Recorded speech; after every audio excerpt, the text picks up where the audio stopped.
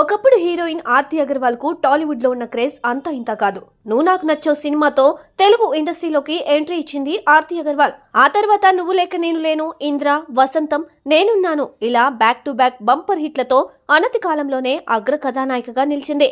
ఇక అప్పట్లో తరుణ్ తో ఆర్తి అగర్వాల్ డేటింగ్ లో ఉందని, వీరిద్దరూ పెళ్లి కూడా చేసుకోబోతున్నారనే వార్తలు మామూలుగా వైరల్ కాలేదు. ఆర్తి కెరీర్ నాశనం అవడానికి ఆయన తండ్రే కారణమని టాలీవుడ్ నిర్మాత చంటి అడ్డాల షాక్ ఇచ్చాడు.